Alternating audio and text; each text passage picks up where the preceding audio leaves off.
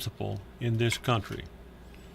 Now, maybe some of you don't worry about the next life, and I think there will be one, and I am a little bit concerned about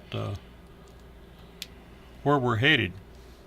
Other societies before us have gone in this same direction, and it didn't end too well for them.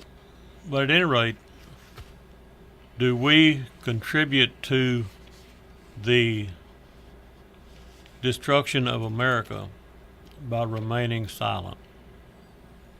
I, at least for myself, I do not intend to remain silent. If you choose to, you're welcome to do that, but I believe that as a freedom-loving Christian American, I think if we remain silent, then we're just as guilty as those who take it away from us. Well, like we were talking about earlier, 94% of Americans live in fear, some kind of fear. And so many of them state that they fear for their children, their grandchildren. However, how many of them take action?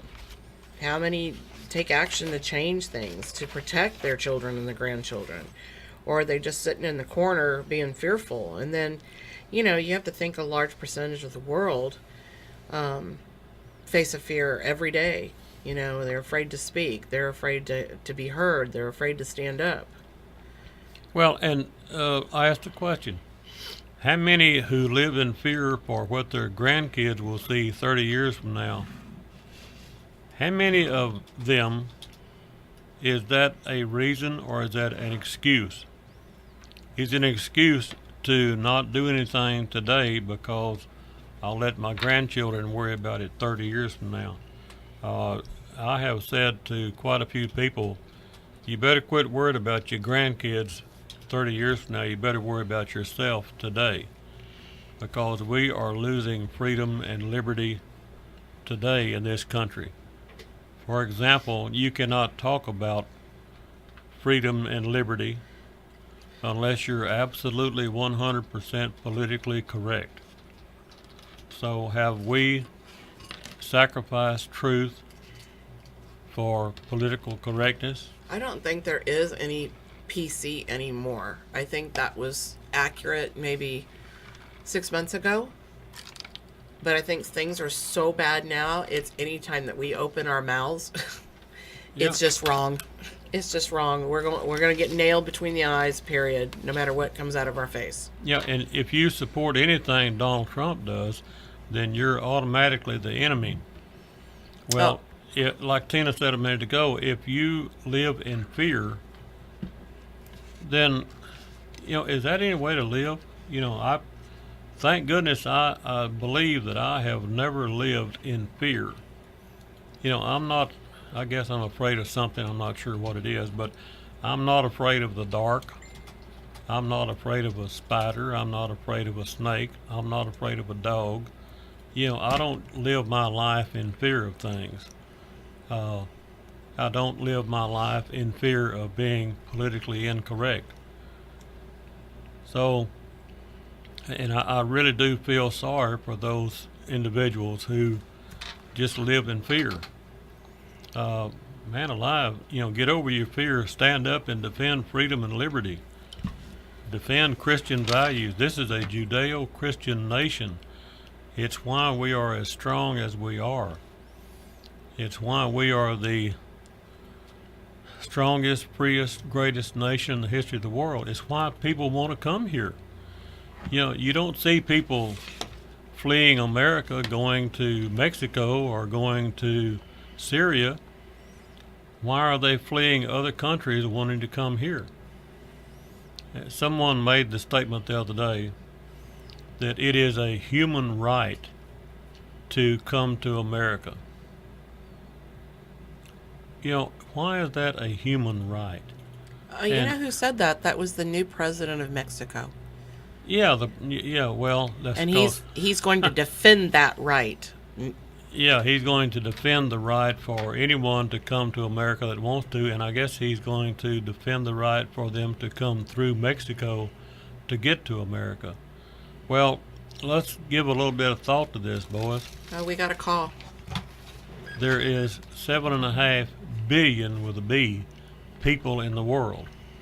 What if only half of them want a human right to come to America?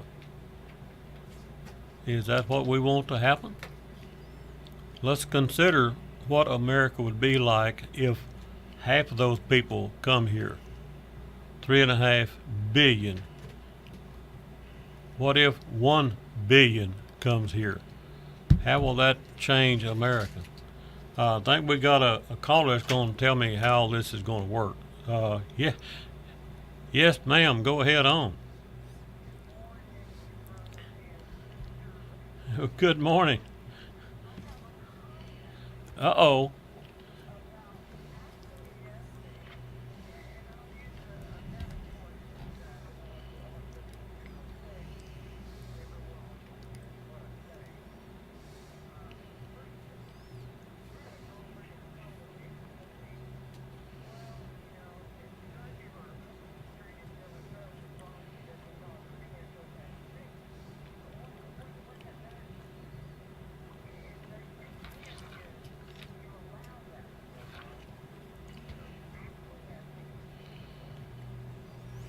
Well, in the Bible, there's two kinds of sin: the sin of commission and the sin of omission. Well, if you and I go down to the bank and you walk in and rob it, and I'll stand there and watch you do it, then I'm just as guilty as you are. And this is true of law in this country.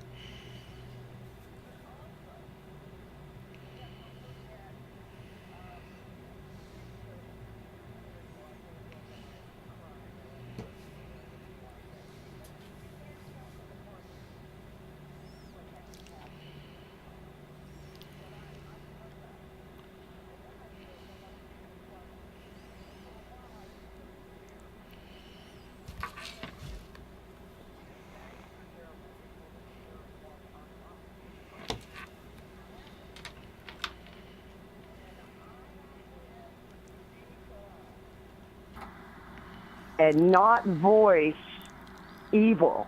If I see it, Well, then and what I have actually done is I have allowed it, and therefore, as an upright, square human being walking on two legs and trying to be a God-fearing Christian, well, I I have used the analogy before of the bully on the schoolyard.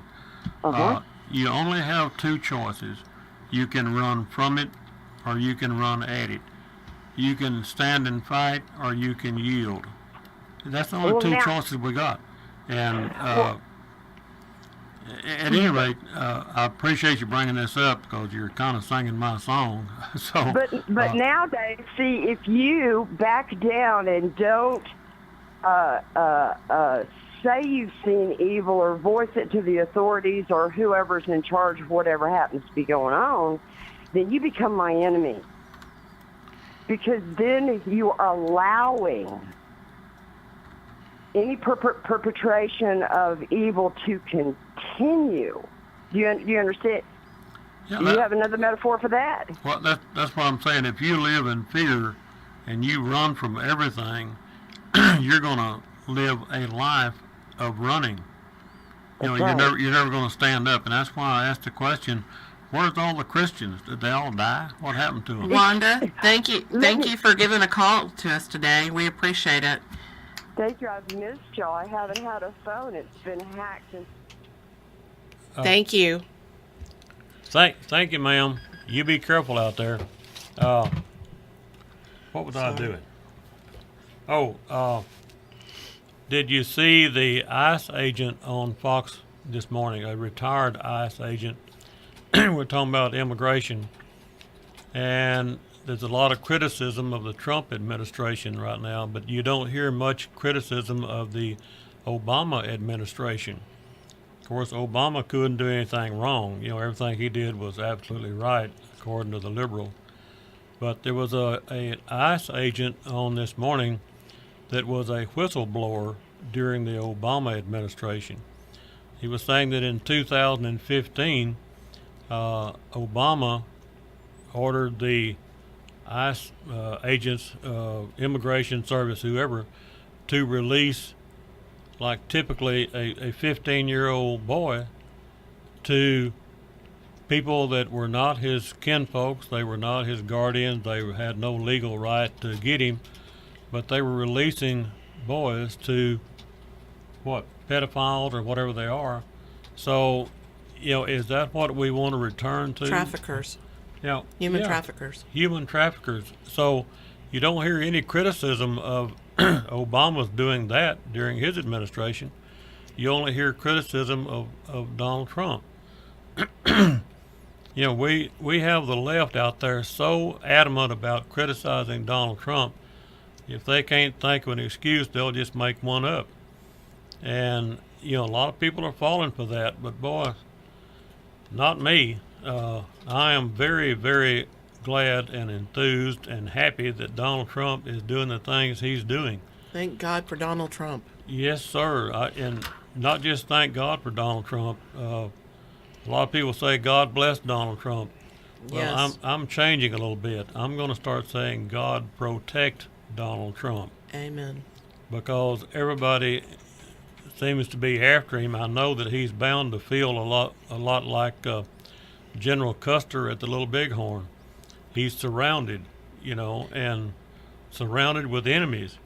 I don't know how the man can do Well, this without just losing his mind or something. They criticize him so much for his ego and pompousness, and he's just arrogant, and he comes across as a bully because he speaks bluntly and he speaks in common tongue and this and that.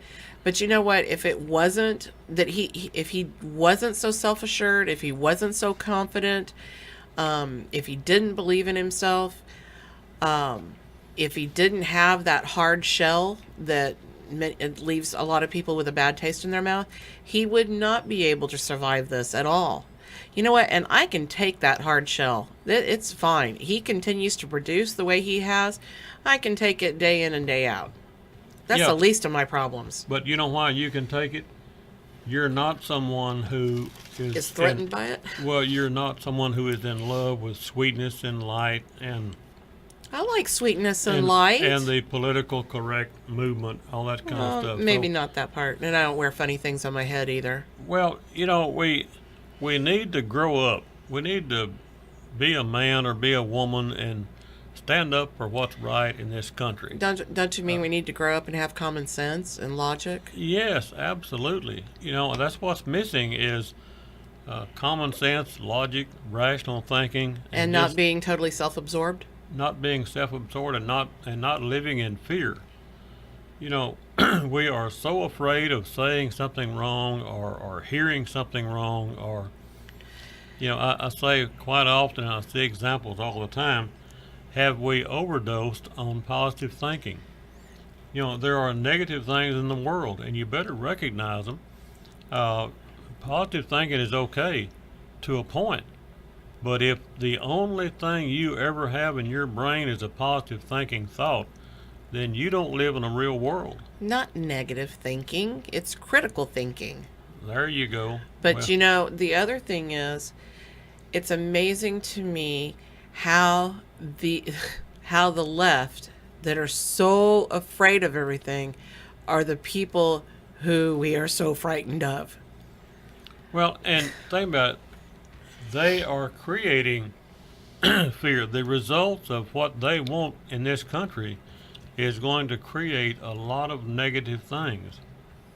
If they get their way, open borders, for example, that's a positive thinking statement and attitude to have. Let's have open borders. Let's welcome everybody. Let's don't That's be. an idealist. Yeah, it's an idiot's what it is, because if we have open borders, if this country is flooded with people from other ways of life, other value system, other cultures, etc., That don't want to assimilate yeah, and share. they don't want to assimilate here, and they want to change America. Obama, when he first started his campaign, his statement was, I want to fundamentally change America. Well, what does that mean? I knew what it meant, and I didn't vote for him. I campaigned against him or tried to. But Well, how that's many? kind of the reason you started the show, was Hillary and him. Well, it is. It is the reason I started the show, and I'm going to continue criticizing that kind of thinking. If you don't like America so bad that you want to fundamentally change America, then if that is your thought processes, if you really don't like America that bad, why don't you get the hell out of here? Well, like the little girl that climbed the Empire State, and not the Empire State, the Lady Liberty, and she was like, "Oh, Michelle Obama, I went as high as I could go." Yeah, you know what? If you are welcomed into this country from the Congo, and you are fed and clothed and given housing and a chance for a new life, and all you do is come in and spat on it and spat on its leaders, go back to the Congo if you have Yeah. it so much better there. Well, yeah, I wonder how much of that kind of activity she could have in the Congo. Well, and not only that, the speech that she read was so well done. I just have a hard time. I mean, she could read it, so she's educated, and she read it well, and she enunciated well. I still didn't believe that she wrote it. Well, what prompted her to do that? Exactly. Why did she do it? What gave her the idea to do it? And who encouraged her to do it? I do not believe that she learned that in the Congo. Well, at least it wasn't violent. I think we got a break we got to go to. Okay, we're going to a break, folks. Y'all don't run off. We'll be right back in just a minute. Okay, folks, let's talk about chicken.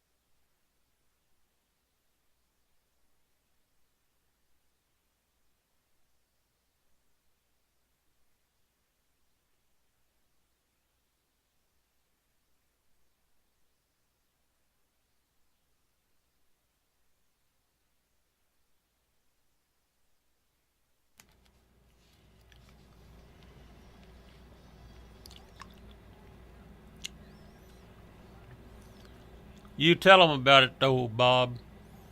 There's some more of that old Texas swing music. Boy, I hate to cut off Bob Wills and the Texas Playboys, but we have got a caller, and I think it's Devon on the phone. Yes, ma'am, go ahead on.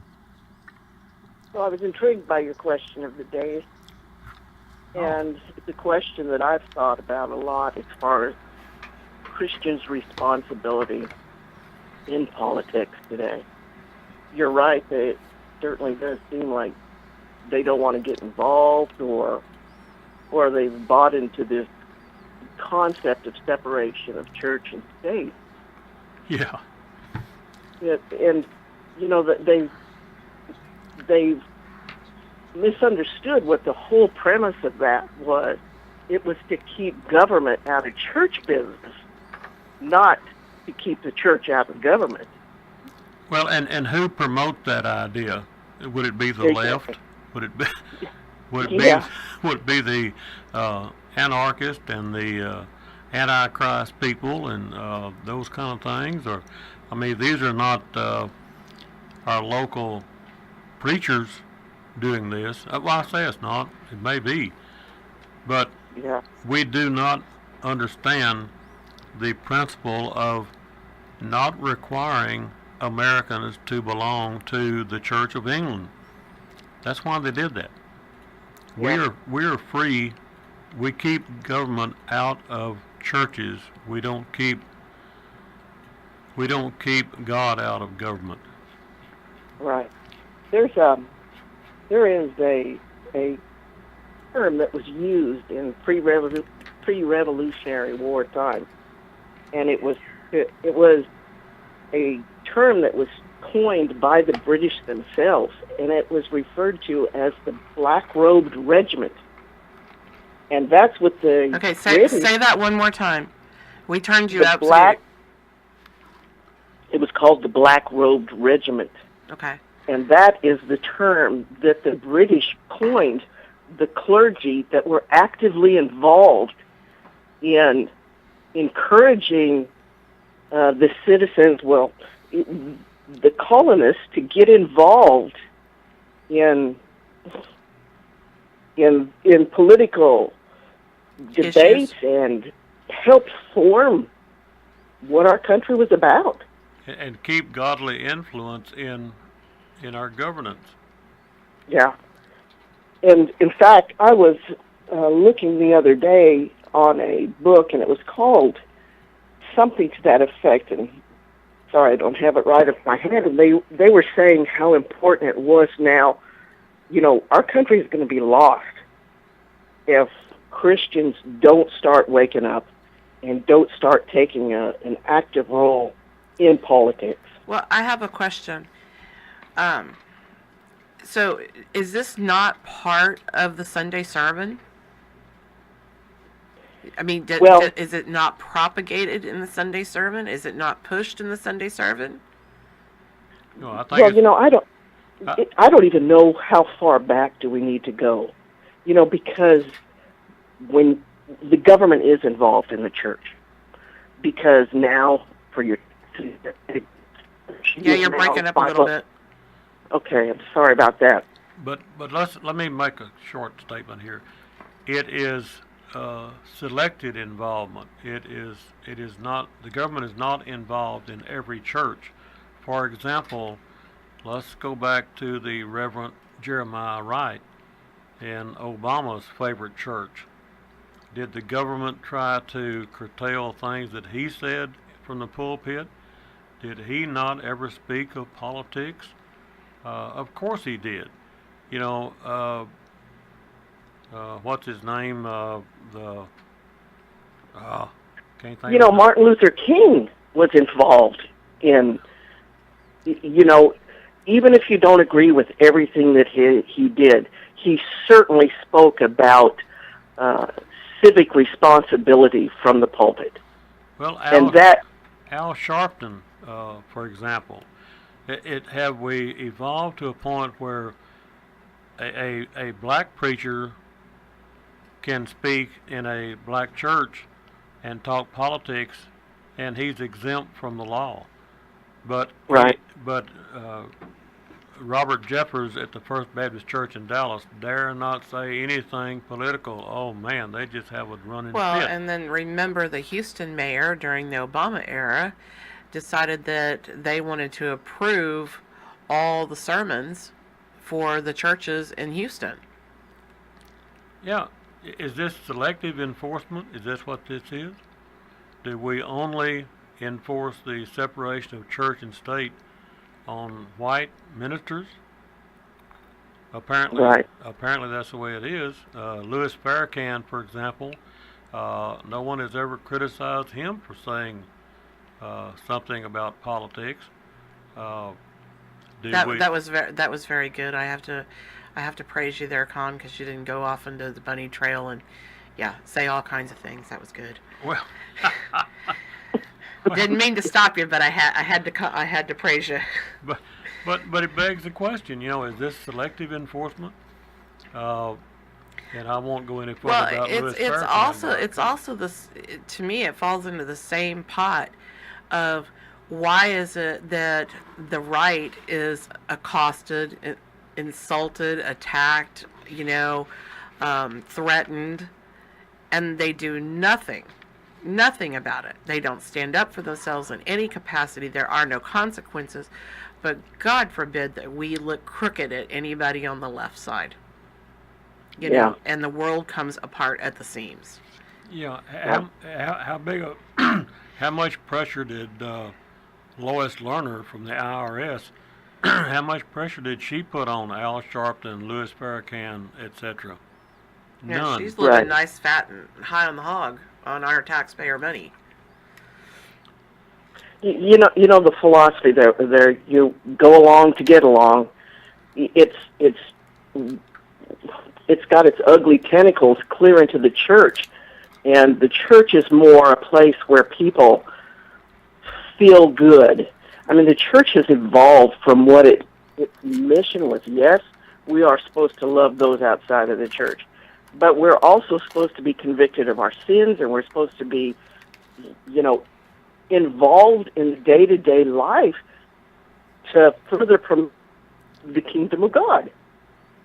Well, my question is, has the left and the Communist Party in particular, have they learned how to use good Christian principles to Against destroy us. Christianity? Yes. Yeah. Say that one more time, a little louder. So it's not just coming from us. She said yes. Yeah. Yeah, let's hear this amen one more time, Yeah. Devon. Right. Well, like I was saying, there was a book that I'm going to veer off the trail here. I'm going to go chase down a rabbit trail for a second. The internet itself can be our own enemy, and I say this for the people on the right as the same way as on the left. When you're involved in the internet, can give you and tell you what you need before you even need it. How open-minded can your political thoughts be if you're constantly searching for things of a specific nature? If the internet with all their algorithms can determine what you need before you need it based on your purchasing habits, they can do the same for the way you look at things politically. So instead of looking through all the books, you're kind of a short reach because they're providing you with what you think you want, but it's really what they want. But I got another question. Is that addiction to the internet, addiction to social news, is that a self-inflicted wound? I don't smoke because I don't want to get addicted to nicotine. I don't drink whiskey because I don't want to get addicted to it. But do people voluntarily You're addicted to politics. Yeah, do people voluntarily get addicted to the internet where they can't eat, breathe, or sleep without getting on their cell phone to get involved in the social media? So is it a self-inflicted wound? And when you think about nobody has the time to really study what they need to learn. They don't hear both sides of the topic. And we live in a very fast-paced world, so we're grabbing news bites and based upon our political slant. So how will you ever get a full picture of what's going on unless you study? And when you don't have the time or don't take the time to study, I mean, the right, it goes for the right versus the left. We've lost the art of communicating civilly with each other, and we can't debate topics. Oh my without. gosh, do you realize what you just did? You just got him going on the F word and this and that. Oh, jeez. Well, let me just Here we go. make one brief statement here.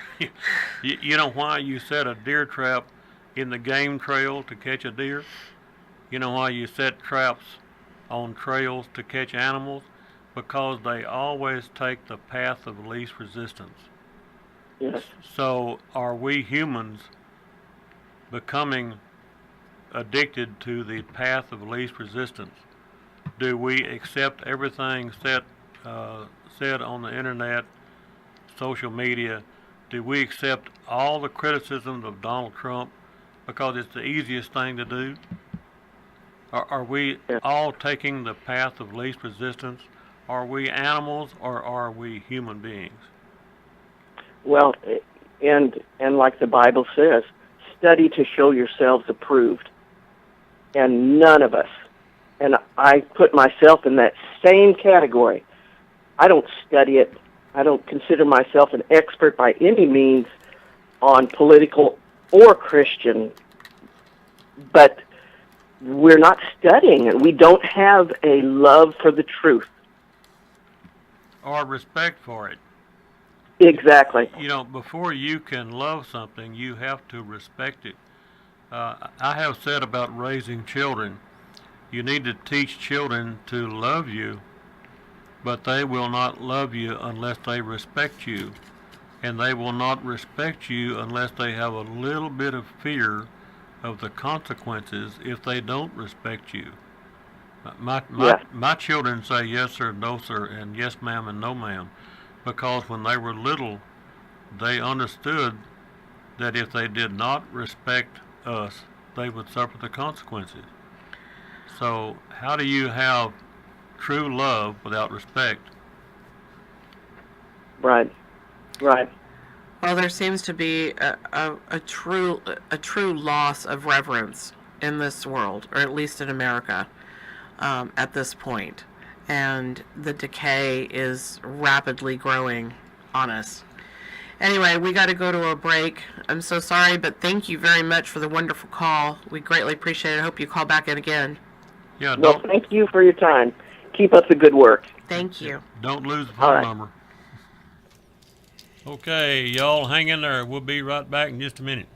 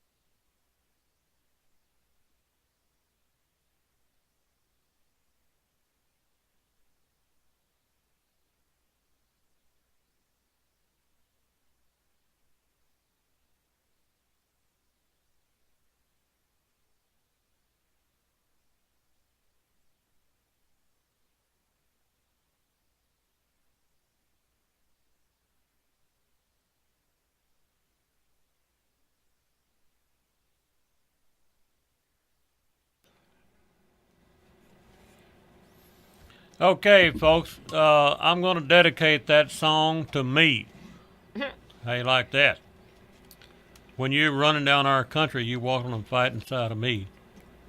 I like that song, and I think that, You want to be combative today? well, I guess I can be. I don't want to fight nobody. I'm a peace-loving man, but I Yeah, tell you I what, can tell that. I You're get getting about ornery today. I get about half excited about them folks that want to abolish the United States of America. Yeah, and I wouldn't give a darn, except I live here too. My kids and grandkids live here. I like And this you're country. taking action and not just sitting in the corner being afraid, right? Well, exactly. That's why you have this show. That's why I got this show. I want to try to defend this country and the freedom and the liberty and. You know, I think your friends decided that they were tired of talking politics with you all the time, and that's why they pushed you to start this show. It may be. Maybe they wanted to divert my attention to.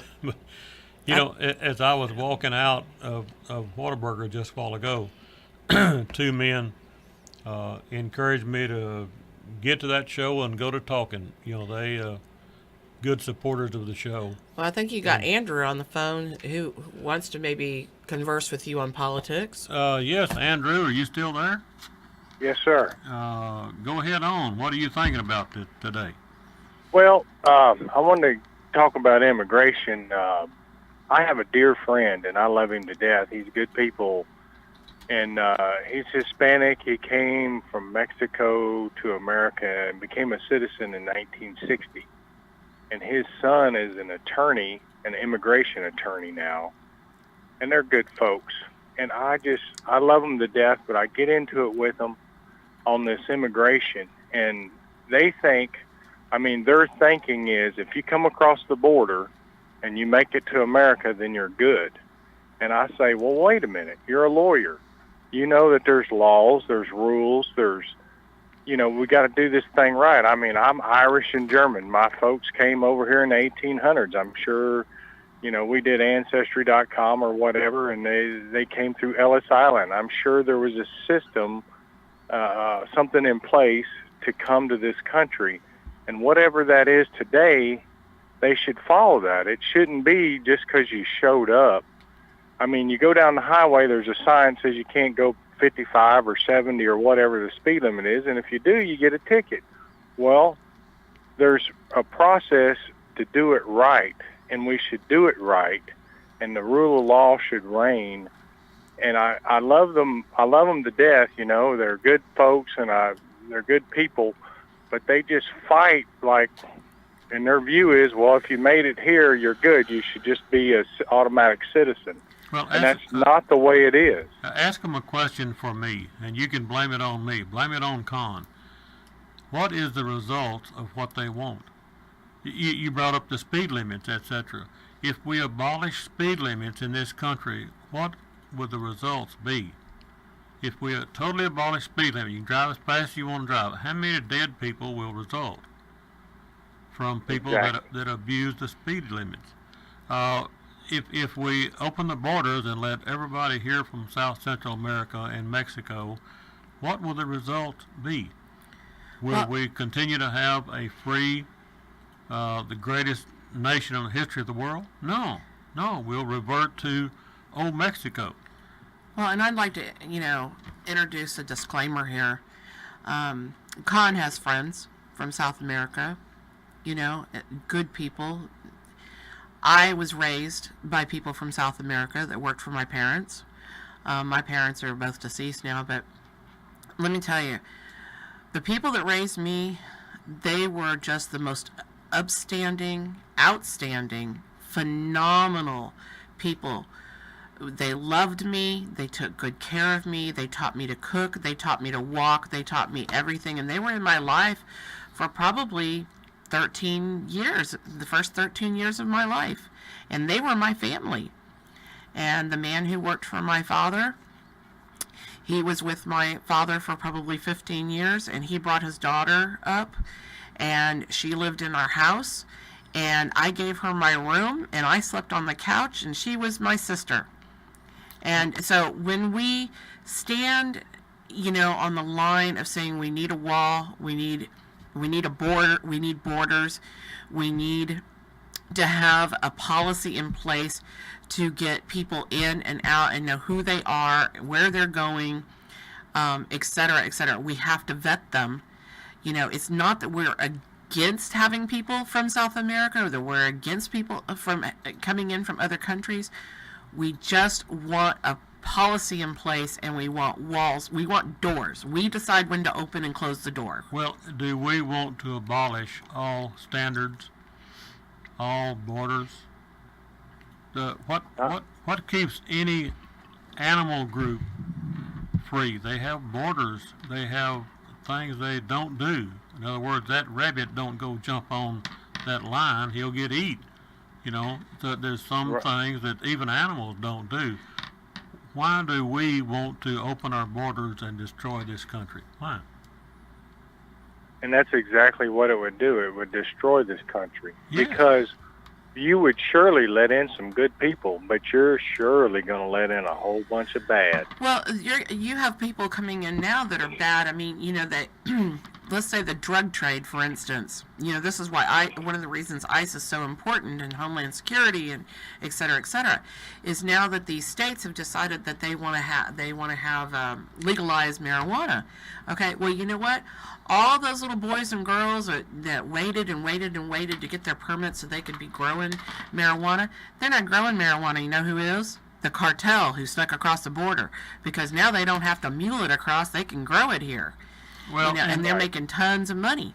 Of all the people here from Saudi Arabia, wherever, on a visa that come here and they learn to, they're peaceful, they learn to fly airplanes and they learn to do things like that. They killed 3,000 people in New York. So do we want to allow more and more and more of those people? And sure, there are some really good people that come in with them. But keep in mind, it doesn't take but just a few to kill a whole lot of Americans. It doesn't take 3,000 people, immigrants, to kill 3,000 Americans. It took, 4 or 5 or 6 or however many was involved there. So we need to keep that in mind. What is the result of what they want to do? That's right. Andrew, I don't mean to interrupt you so much. Go ahead. Well, I was just going to say I appreciate your show. I listen to you as often as I can, and it's good to have, common sense to look at stuff instead of all the political wrangling and everything. I'm pretty middle of the road guy, but America's America. I wore the uniform of this country for 6 years, from '83 to '89. I'm from Central Texas, and it kills me to see what's going on. I served with a guy from Mexico named Alejandro back in the day, and he was illegal, joined the military to become a citizen, and he eventually became a citizen. He was a great guy, and I'm all for that kind of stuff. Right. You know, I'm all for that, but I'm not for just, invasion? Yeah, come on over, busloads of them, because all we're doing is paying for them, and that's what we're doing. And then they don't have a certain skill set. They have lower skill sets. A lot of them aren't schooled and everything, and it just, and I don't want to sound bad, but there's a lot of jobs that we could be doing that they do take, and they don't. And people say, well, they don't take our jobs. Well, they do. If you want to work, they do take our jobs. Well, it's a combination of two things, Andrew. If we bring them over to take jobs that people won't do, while at the same time we have increased welfare payments to women to have babies out of wedlock, if we increase those kind of things, which creates more unemployment, it creates more people who don't want to work, then yeah, we're going to have to replace those people with immigrants or whatever that do want to work. But having said that, is the answer to increase immigration and get more workers, or is the answer to stop paying people here and not to work? I'm with the stop paying people that are eligible, that have no reason why they can't work. If you can work, get out there and do it. by golly, I do it. I have 2 jobs, you I know, think we so need I to don't. go back and go back through that AFDC and program and overhaul it. So we have 1 minute to a break, to our hard break All at the right. top of Well, the hour. thank you. Andrew, Thank call you for taking back. my call. Andrew, don't lose the phone number. Now you call back in, and we'll Oh, continue this conversation because people need to hear what we're saying. Well, when we come back from this break, you can go through and tell them how many guns and drugs and stuff like that and people that ICE got in the last 18 months. We'll see you on the other side. Yeah, don't go away, folks. We're coming right back.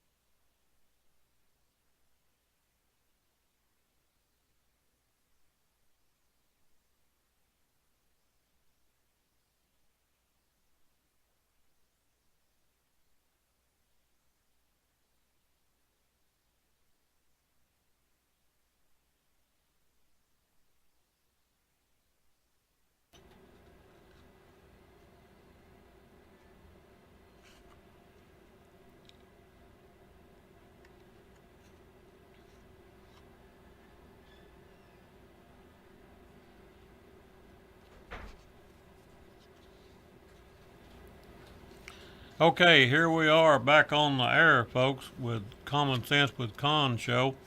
Uh, the phone number to call in here if you want to say something is 773-1400. That's 254-773-1400. Now we have another line in that you can call, but it is a separate line. You have to dial that other line, and that is 771-2463. So if you need to call that other line, it's 254-771-2463. Okay, I need to talk just a little bit about some good folks in Spiegelville, Texas. That's up close to Waco. They work on hydraulic equipment. It's called Alpha Tech Services. I have known them for years, and they just decided to help sponsor this show recently. And I don't have a recording on their commercial, but I just want to talk about them because they are really, really good people. They work on all kinds of hydraulics, whether it might be cylinders or hydraulic motors, or we just took a valve bank up there and had them work on it, and they did a good job, and it didn't cost that much. They are located at 8468 North Highway 6, Waco, Texas. It's way out Highway 6 from Waco. We go across the bridge over the lake, and they're up there on the right. It's Alpha Tech Services. Their phone number is 848. Let me get Tina to read that. What's that phone number on the bottom? I'm getting where I can't read it, that blame thing, even with glasses. Yeah, and you're asking me. I don't even have any glasses with me today. 254-848-9981. Yeah. Anyway, y'all call that number. Now, something else they work on, I've seen, is these hydraulic hammers like you break up concrete with and stuff like that, like you'd use on an excavator.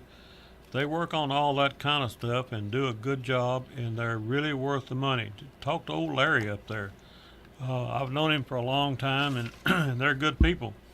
That's Alpha Tech Services. Okay, back to our talking about things. Did you already do this one?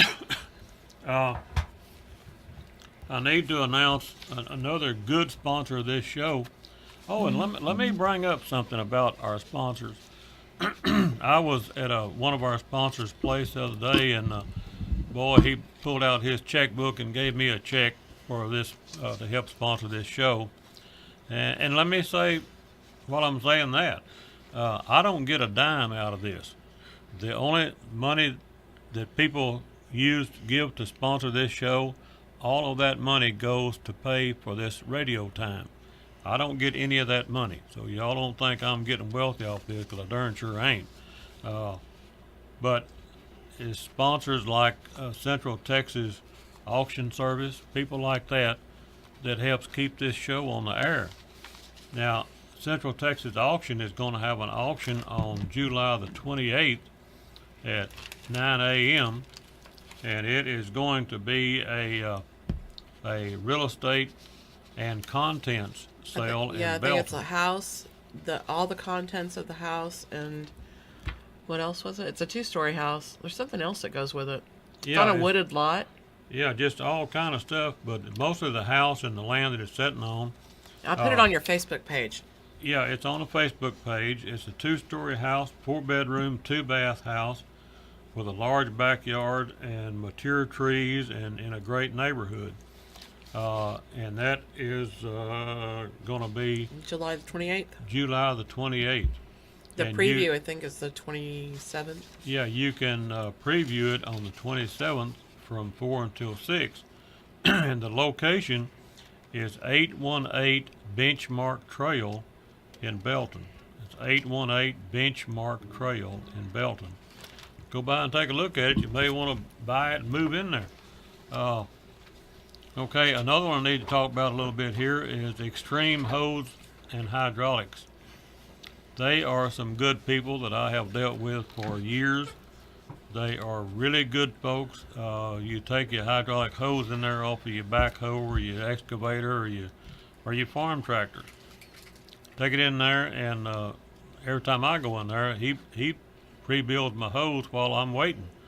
They get it done quick, fast, and in a hurry, and they do a good job, and they don't cost all that much. They are located at 5300 South General Bruce Drive in Temple. If you leave in Temple, stay on the access road, and they're right down there between Temple and Belton. Their phone number is 254-231-3403. That's 231-3403. They are good folks, and you go in there, and all of our sponsors, let me say that if you patronize one of our sponsors, say something about the show. I have a sponsor that I went in the other day, and well, he grabbed his checkbook and said, "Here you go," and gave me a check. And he said, "By the way, in the last month, I've had 2 people come in, and they commented that they heard the ad on the Common Sense with Conn show, and they said that made them good customers, and they intend to continue to be a customer for a long time." Because that they were sponsoring your show, right? Yeah, they like the show, and so when you do patronize one of our sponsors, say something about where you heard it, because we need to keep these sponsors. We need a few new sponsors to keep this show on the air. So if y'all like listening and participating in this Common Sense with Conn show, get out there and find me a couple of sponsors, because we need about 2 or 3 more. My phone's being blown up by people that are going, "Oh my gosh, I can't believe we got a second phone line. Finally, finally, finally." And they are so excited. Just remember that second phone line, the first phone line does not roll over to the second one. You actually have to physically call that second phone line. And again, that's 254-771-2463. And Andrew, there's several articles that we've posted on the Facebook page in the last couple of days that might interest you. So if you get around on Facebook at all, you might want to look those up. That was our previous caller, Andrew. Yeah, Andrew was talking about immigration and how that his good friend that immigrated here many years ago has a son that is now an immigration lawyer. And I guess I don't really understand how someone that came here to enjoy the good life now apparently wants to flood the country with people from South Central America and old Mexico and change the demographics of this country. If you like the country so well that you moved here and you raised your son here, and then why do you want to destroy it? Do they not understand that if you flood this country with other people from other cultures, with other values, you will most assuredly destroy this country? Why do they want to do that? Why do the Democrats want open borders? Why do the Democrats want to abolish ICE? Do they not understand what ICE does? You know, They don't want ICE to do it. Yeah, they want to We flood the vote. country. Everybody who's in the United States votes against them, so they have to have new people to vote for them. They are so selfish to get Democrat votes, they're willing to destroy the country we live in to get more Democrat votes. There's not going to be any democracy to vote for if they destroy the country. Don't they understand that? I guess I shouldn't be so sarcastic about it, but I'm just so frustrated with them, you know, and I feel that, it's just the hypocrisy is just unbelievable. I'm just going to leave it at that. Well, I was born and raised a Democrat. My parents were Democrats, and I have a lot of friends that are that used to be Democrats. All of my friends now, and I'm sure I've got some friends that are Democrats, but I don't know who they are. They don't talk about it much to me. I am not sold on the Republican Party. They make some mistakes, and they've got some people that really ought to be seeking employment They have somewhere weak else. people, very weak. Yeah, and they have some that won't stand up, but we have some Christians that won't stand up. So here again, when are we going to stand up for freedom and liberty and Christian values? Where's all our constitutionalists? Yeah, when are we going to stand up for the Constitution, the Bill of Rights? And I know a guy that I think will stand up and be counted as a freedom-loving American. His name is Rick. I think he lives out around Salado somewhere, and I think he might even be on the telephone. Rick, are you there? Yeah. Good afternoon. So, remember, that 30-year-old guy that assaulted that teenager with the "Make America Great" hat on, and splashed a drink in his face and In San Antonio? Yeah. Yeah.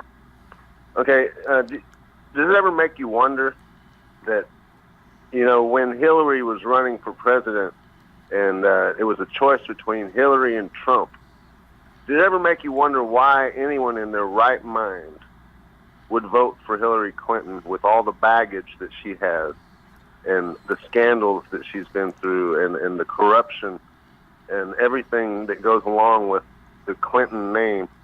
There's a disconnect in America. I mean, when Trump won the nomination, all of a sudden, Russia, and it was right after the election when Trump won that all of a sudden Russia stole the election from Hillary and stuff. The Democrats must think, and they may be right, they must think that their voters are really stupid because... I think they're right, Rick. That's the sad truth to it, is if you're stupid enough to vote for Hillary Clinton and Barack Obama, you are among the stupidest of the stupid. Well, I think there's other things to play in that as well, other than stupidity. But, if you think about a person's memory, usually is only about 2 years and 3 months. Then we've been erasing history, and then you're inundated with social media that is 10 seconds, and then you have podcasts and little clips that are 6 and 7 minutes. So you can't hold somebody's attention longer than a few seconds or a few minutes at a time, and then nobody goes out and researches anything.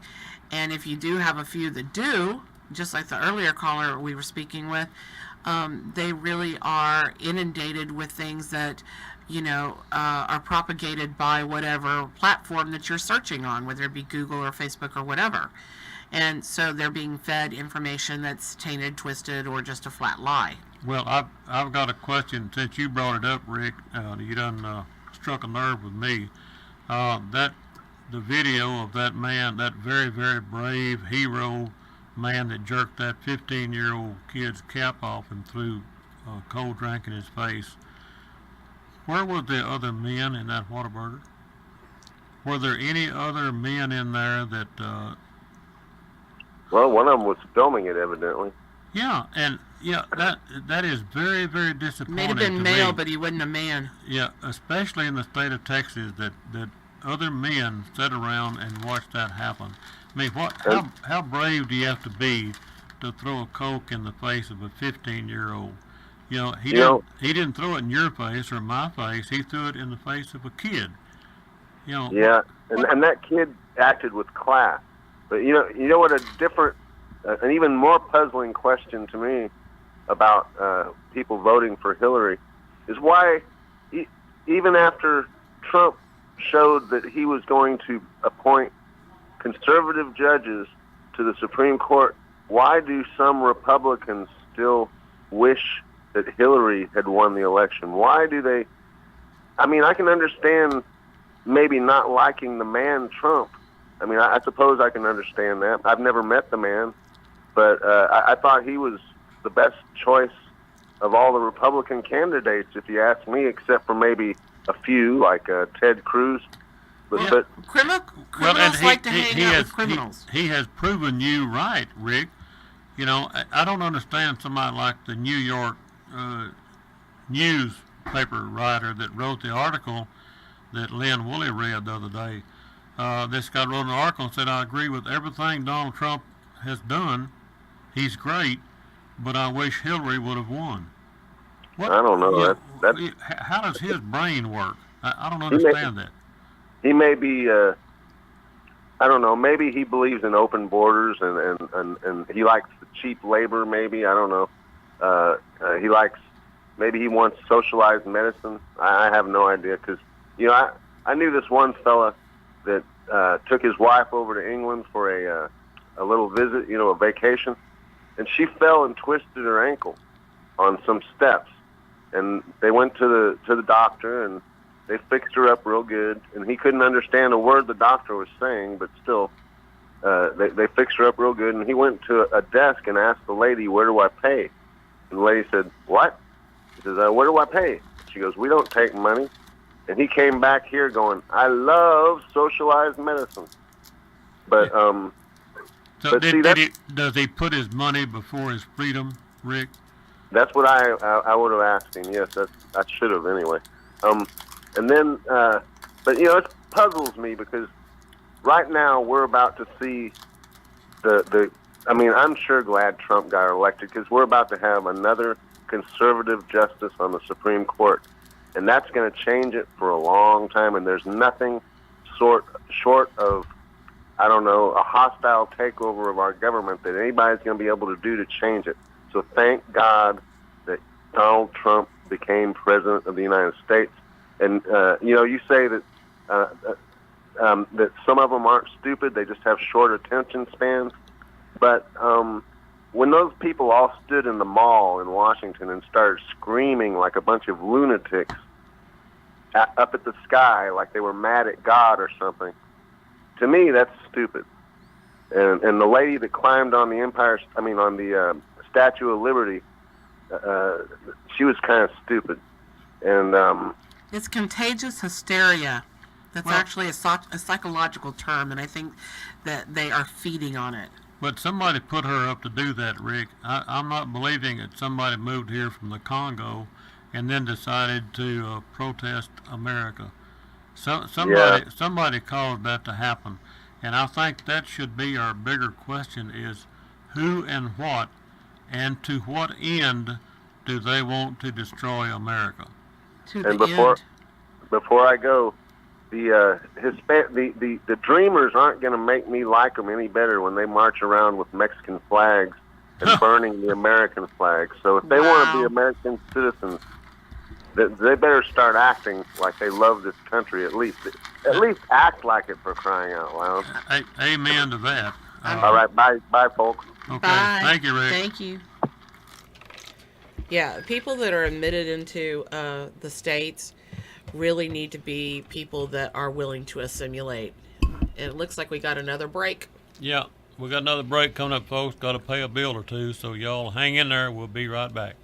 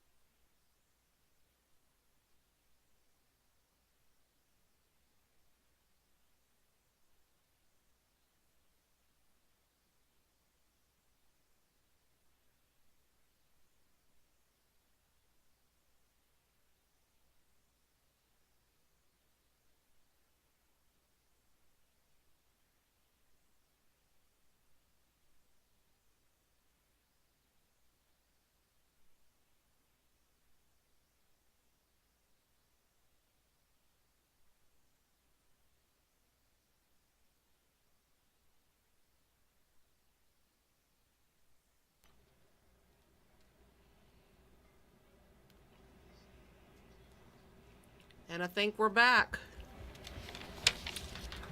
Okay, folks. Talk to them about that milk cow, Bob. You know, I had a milk cow here recently, had a calf, and I had to milk her out, and I forgot how much fun that was. My hand still hurts from trying to milk that cow. I think I could share with you a few stories that you shared with me. Well, I forgot about getting kicked and all that kind of stuff, you know, when you're trying to milk a cow. But at any rate, I got a question for you. How many of us out there remember a guy named Nikita Khrushchev? I don't. Who and what was he? I've heard the name. Don't know. What did he say? You remember what he said at the United Nations? He took his shoe off and pounded the podium and he said, "We will take America and never fire a shot." That's what he said. That's what he predicted. Was he right? Has he accomplished that, or has he accomplished part of that goal or most of that goal? Have you read the 10 goals of the Communist Party for taking over America? That was last week's show, which is on your Facebook page. Yeah, read it sometime and think about it. They've already accomplished so much of what they wanted to do to destroy and take over this country. Now, it's here's William going to tell us some more about that. No, I think William's going to talk about his milk cow. William, are you out there? Oh, I'm thinking about my milk cow when I heard that song. There you go. We had, I was growing up back in the third of that schoolball. We don't use jerseys. They don't give much milk out there, but a lot of butter fat. And I used to have to do the churning crock. Sat there about an hour, the churning to have us some butter to eat for about a week. That was my job. Uh-oh. Well, I'm sure you learned a lot about how to go up and down. Oh no, yeah, with that wooden rod going up and down. Yeah. about an hour. Oh, well, you know, there's a lot of old experiences, William, that people like us had that young people will never get those experiences. They will never understand what we're talking about. Well, not only that, I don't think we've gotten anything in modern society that can replace some of those. Well, and how much of those experiences, William, produced some common sense? Life lessons? Well, to me, pretty good, because I done everything my grandpa told me and everything my grandma told me, because I knew better not to. They put that leather strap on you, but anyway, it turned out good. Now, I had cheesecloth way back there to filter out that butter that I got churns, and then we had the products of it made clabber, which I never would eat none of that clabber. I couldn't stand it. You know, I'm glad you mentioned that, William. When I was a kid, I went to spend the night with a friend of mine down in Lilac, Texas, and they were very, very poor people. And we had supper that night, and for dessert, they had clabber with some sugar on it. Ooh. That was Ew. That was dessert, William. I remember that. You didn't visit them again, did you?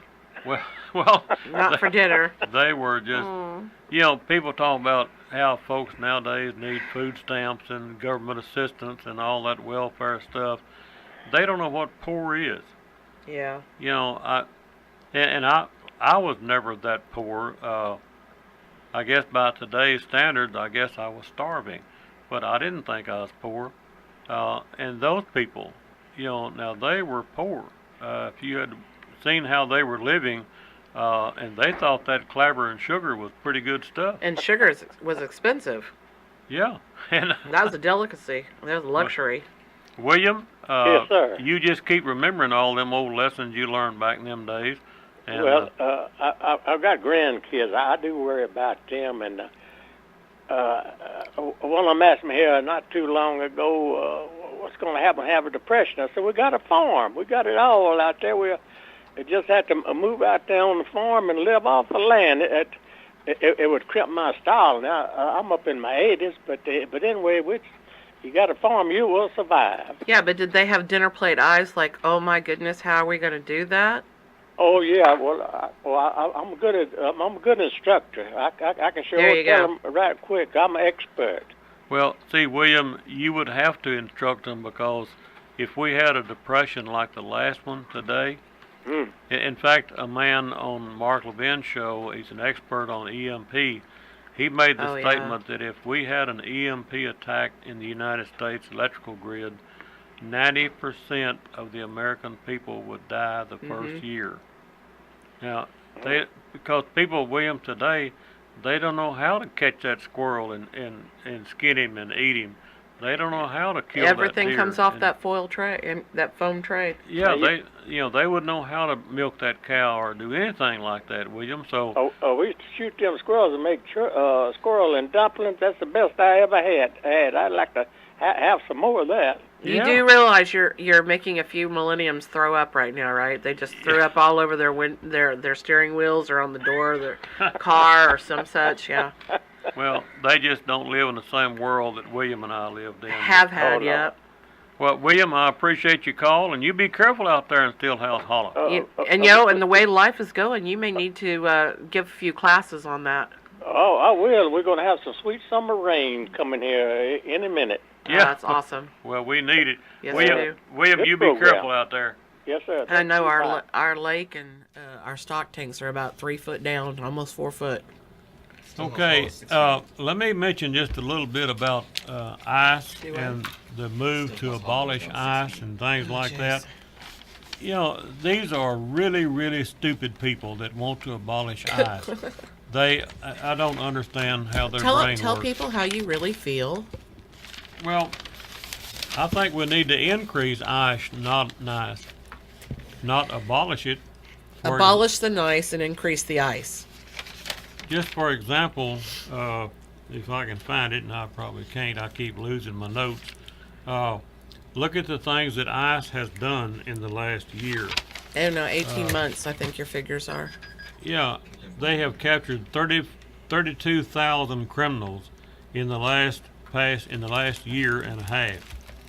They have confiscated, I think it's 50 some odd thousand. Yeah, they've confiscated 58,550 weapons. They've confiscated 700,000, let me repeat that, 700,000 rounds of ammunition. And they have confiscated 39,510 cocaine tablets or whatever it is. Not to mention the amphetamines and the marijuana and stuff like that they have captured and gotten off the streets. Yeah, I understand the drugs.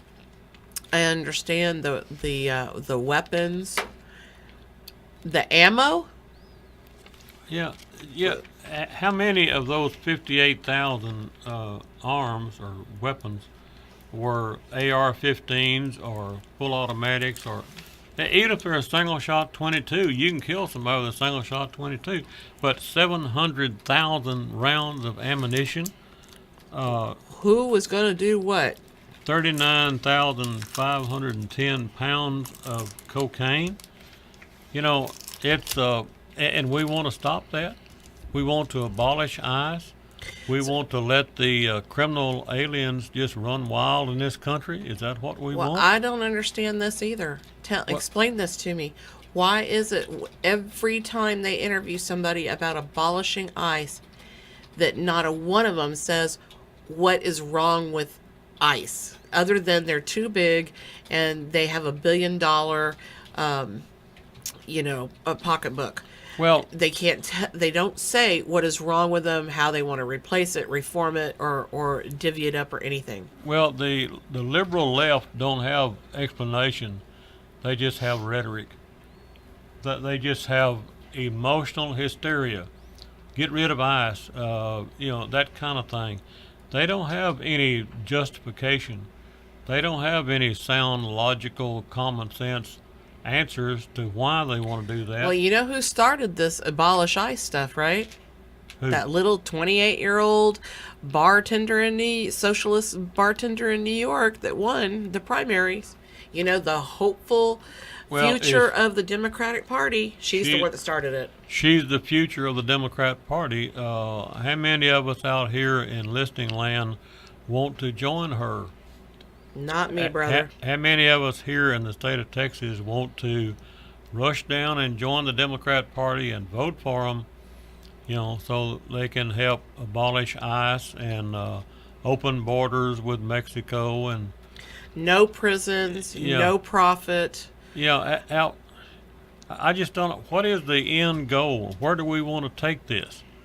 What do they want to accomplish for the United States of America? Do they want to continue this republic and the freedoms and liberties that we enjoy, or do they want to destroy it?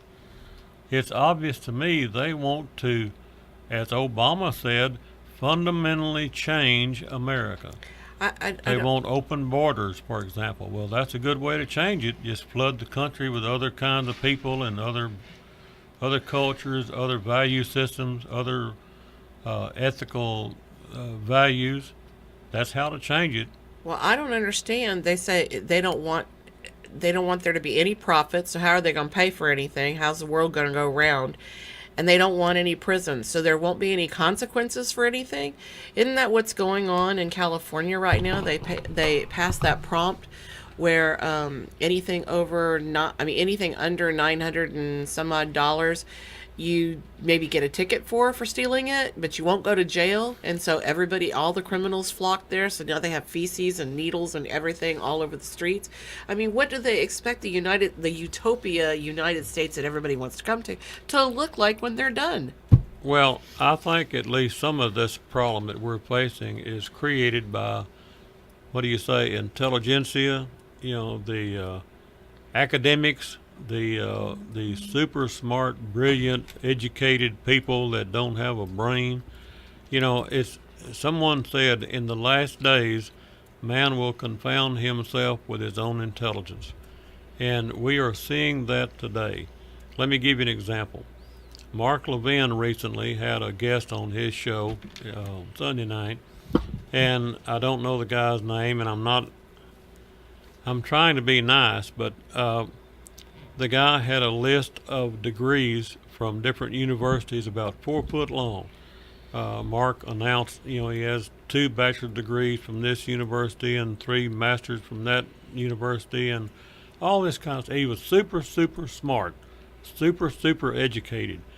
And he made the statement that if Donald Trump's tariffs and the trade negotiations succeed, the people in America economy will suffer because he said we're not getting cheaper goods from China. Let me give you a little bit of my experiences about buying cheaper Chinese goods. Go down and buy yourself a clutch and pressure plate kit for your Ford 1 ton or your Chevrolet or your Dodge or whatever. Like an aftermarket one? See if you can find one made in America. Well, just go ahead and give up and buy one made in China. You're going to find that it's going to take you about 3 days to get the transmission and transfer out of that 1 ton truck you're driving. And you're going to put that Chinese junk back in there for a clutch and pressure plate and throwout bearing. And because it's made in China, you're going to have it to do all over again in about 6 months. So is that cheaper? Did you save any money? Let's go down and buy an American-made tool to work on your truck or whatever. Or how about just common screws and nuts and bolts? Well, What do your bolts everything. break off? Everything. They're from China. They're If not United States steel. If you buy a good American tool, just for example, let's say you gave $100 for that tool, but you could buy one made in China for $50. Okay, that educated super smart has never used a tool, so he don't understand that when you buy that Chinese tool, the second time you use it, it breaks. So you go buy another one for half the money, and it breaks. Then you go buy another one for half the money, and it breaks. Well, by now you have spent 150% of what you would have spent for a good American-made tool. How much money are you saving? Well, and not only that, you remember there was a couple of planes that went down because of broken bolts that they had gotten from an inferior country, and Well, that and let me give you one more example, and then I'll shut up. I've needed some bearings for a trailer axle here a while back. Well, I went down there and bought them for an 8,000 pound Kelsey Hayes trailer axle. Looked down, they were made in China. Well, it's a roller bearing. I looked at the roller bearing, and half the chrome was missing on some of the rollers in the roller bearing. Now, I know that don't mean anything to the college professor that was talking about good Chinese goods being cheaper, but what it means to me is you put that on your trailer axle and you're going down the highway with a nice backhoe that costs $20,000 or maybe your $5,000 cutting horse. You're going down the highway and this Chinese ball bearing or roller bearing gives up. Your wheel and tire runs off of that number 42 spindle on that trailer, and guess what? The trailer turns upside down in the highway in front of the lady driving the minivan with 4 kids in the car. yeah, exactly. Now, how much money did you save when you destroyed the load on your trailer, destroyed your trailer, and killed people in the process? Tell me about how much money you're saving when you bought that Chinese junk to put in that wheel. And how many You know, people? Also, the baseline, like Trump, is how many people do you keep employed in the United States by buying well, and outside? what my point is we have super smart people guiding us through life with all of their intelligence. They've never been on the horse, never got No throwed, and never had to get practicalities. back on. They don't know anything about what they're talking about. They are only looking at the dollar figure. They can buy the Chinese junk for half as much money. What they don't understand is you're having to do it 3 or 4 times over, in which case you're not out a half of the cost, you're out 4 times the cost or whatever it is. But so many people that are involved in the university system or in even the political system, they've never been there, they've never experienced anything, they don't know what they're talking about. And we got to go to a break, and then we got a caller as soon as we come back. Okay, let's go to Caller, break. hang on.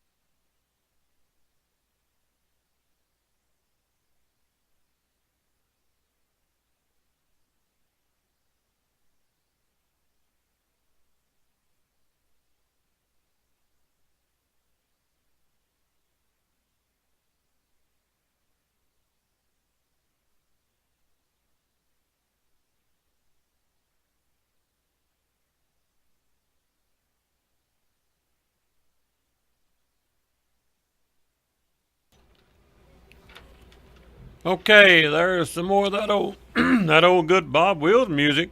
I think we got a gal on the phone called Vicky, and I think she wants to tell us all about it.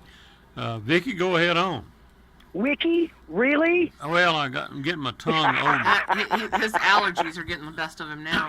I Well, got you. But listen, Con, you were talking in my ballpark when you were talking about MRO supplies. right. I had a fella that called me up. I sold maintenance hardware for 20 years. American made. Everything I sold was American made. And they'd fuss and raise hell about the price.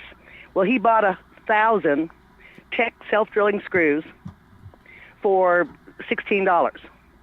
The same size screw from me was $28. Out of 1,000 screws, he could actually use 6. Yeah. Wow. That's my point. They were made Vicky. in China. That's It my happened point. I came across that daily. It took me 2 or 3 years to convince men that people with pink booties could sell maintenance hardware and know what she was talking about. But after that, all I had to do was see that it said made in China, and I said, okay, you want to buy this twice, you want to buy it once. Well, exactly, and that's my point, Vicky. See, you understood my point because you've Oh, been my there. God, yeah, I was dancing a jig. Yeah. But Well, see, you've danced twice today now. but the typical. Yes, I know. I was going to not do this, but I couldn't help myself. Now, the other point I want to make, that bimbette that tried to climb the Statue of Liberty, Right. I think she ought to be put in jail because how many people that saved up for months and months and months, if not years, to go on vacation to New York were denied access or availability to see and go into the Statue of Liberty because this crazy woman was scaling it. Well, Vicky, I agree with Donald Trump. I would not send 2 firemen up there or policemen up there. Oh, no, I'd have left risk- her up there until she starved or dove off. Well, just give somebody a lariat rope and let him see if he can't get her off there and drag And her off. do you know who I firmly believe is behind a whole lot of this, especially in New York? Could we please introduce ourselves to Mr. Bloomberg and Mr. de Blasio? Well, You think they drove her there? I here- wouldn't surprise. And did she have to pay to become a naturalized citizen? I doubt it. I doubt she had the $12,000 it takes. Well, and I'll bet she got admitted to college free, and I bet she was got admitted to college over and above some American citizens that were a lot smarter and more qualified. But I bet Oh, she, I guarantee. So where here again, I keep asking the question, Vicky, where are we going with this? What is our goal? What do we want to accomplish with this kind of idiocy? Well, And- what they do get, Con, and we've talked about this before, I'm going to try to talk you back off the ledge here. Yes, those people get all of the attention. But when you talk about leaving off the left coast and the east coast, the people where we live in flyover country, and I still think that Nancy Pelosi should get herself a passport and come to Texas and come see me. There you go. But the people that count, the people that voted for Trump, they're not listening to this. It makes their eyes glaze over because it's the same song. I'm 65 years old, and I heard the same crap in 1968. It's the same rhetoric, the same playbook, the same everything. It's just intensified now with Trump in office. Well, only because they'd have done the same thing to Cruz. Anybody but Jeb absolutely. Bush, they would have done it to. Yeah. But they Jeb would Bush have. is part of the swamp, and he would have just acquiesced just like his father did. Well, we can't diminish the presidency by rebuttaling. Oh, yeah? Well, then you're not from Texas, son. But I'm going to say one more time, Vicky, you cannot drain this swamp until you first get the biggest alligator. And the biggest alligator's name is Barack Obama, Hillary Clinton, Bill Clinton, Eric Holder. Those swamp drailers, you have got to get those out of the swamp before you can do anything else. Oh, I agree. And We need to start with Jeff Sessions and Rosenstein. I have a theory about Sessions. I think I Trump's do, gonna, too. I think he's the mole.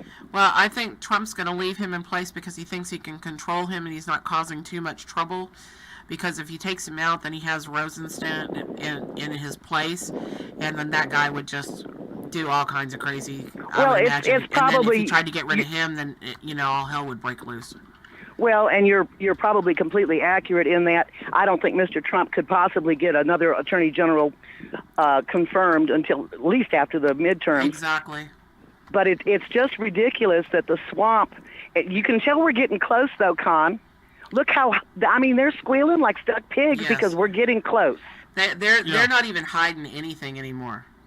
Well, that's going to cost them. They didn't believe us in 2016. They ain't believing us now. They still think that we're toothless, moonshine swilling, pickup truck driving nimrods, and they're wrong. Because I'm smarter than Nancy Pelosi ever thought about being on her best day. Well, now you don't dare criticize Maxine Waters, Vicky, because you know how do you want to bet? you know how brilliant she is now. Come Well, on. Con, at the risk of having to get out the litter box, that woman had to have been a sour old wench all of her life to have her mouth in that downturned position all of the time. I mean, you got to work at frowning. Smiling comes natural. Why didn't you call at the beginning of the show?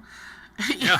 Well, because I couldn't get in. Because we have 2 minutes left or less. Oh, I'm sorry. No, don't be sorry. It's hysterical. I'm so glad you called. Yeah, just well, I wish we had more than 2 minutes left, but Yeah, you can go on.